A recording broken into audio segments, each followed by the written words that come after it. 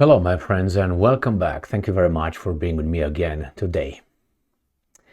That's good news, and for some is bad news.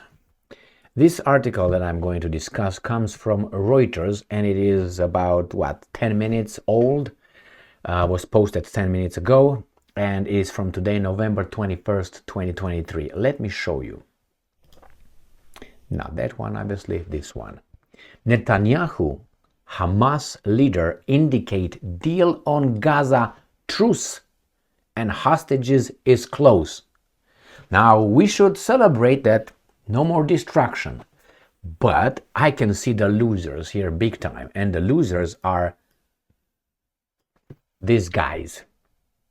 Not the other guys, not Hamas, but Israel. Why?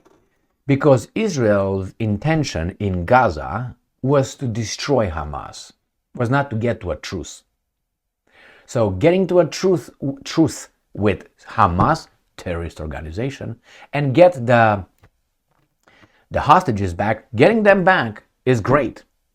But I don't think that was Israel's goal. Remember, they said we're going to flatten things out.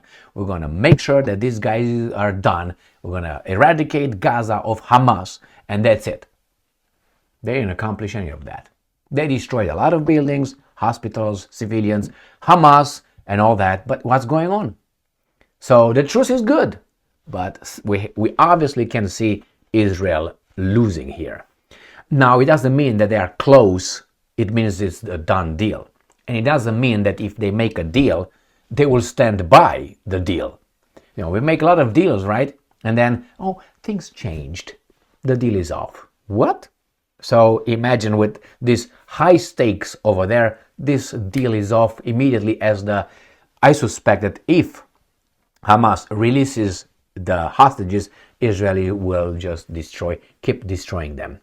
I think that's going to happen. They're not going to stay by the truth. That's my feeling, okay? My analysis.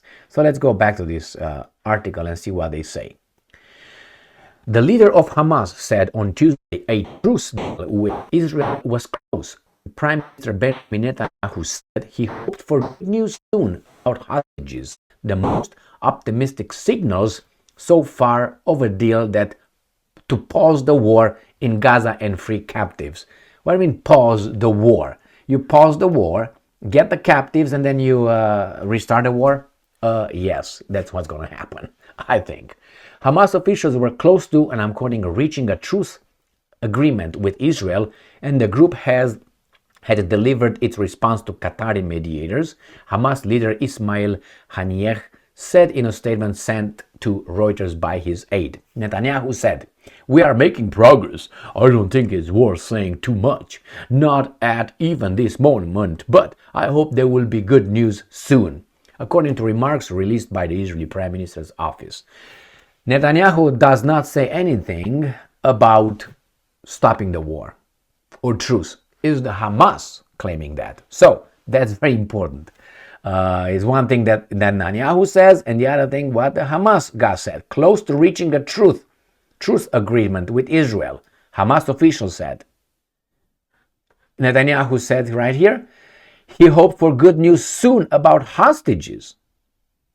And he says the most optimistic signals so far of a deal to pause the war in free captives. This is not a statement. It's not in quotation marks. This is the interpretation of Reuters. Okay. Later on Tuesday, U.S. President Joe Biden, who just woke up for his daily 15 minutes of action, told reporters that an accord to release some of the more than 200 hostages held by Hamas was very near. And I'm quoting, "My team is in the region shuttling between capitals." Smelling someone. We're not very close. We're now very close to bringing some of these hostages home very soon, he said. But I don't want to get into the details because nothing is done until it's done. And you don't know anything anyway. So Netanyahu summoned his war cabinet amid growing signs of a deal to free a number of the 240 hostages taken by Hamas.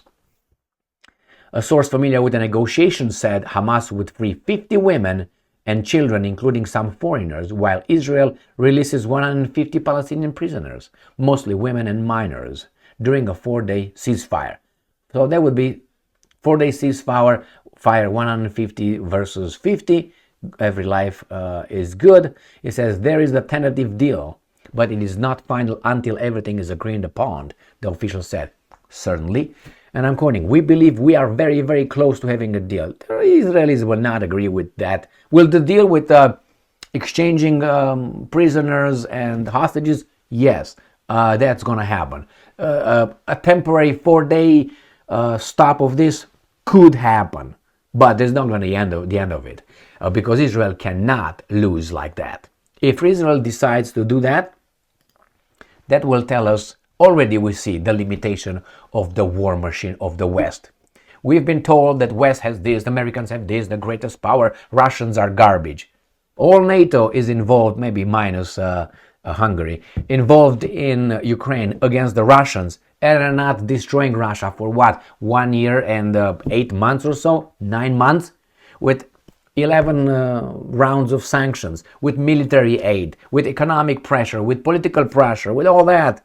And Russia is not losing, doesn't collapse. So that tells me the limitations, the garbage, the paper tiger. It was created by the mass media and the intelligence services disinformation campaign, which that's a part of their job. They have a certain department dealing with disinformation. That's what it is. They might call it differently, but it's Department of Disinformation. Disinforming, the enemies. And sometimes we are the enemies because we don't need to know what they're doing over there in our names. So you can't destroy those guys for 1 year and so on. You see your limitations. Now you have this garbage in the Middle East. The Israelis could not flatten the Hamas. Why? It's hard because they have a guerrilla war and have a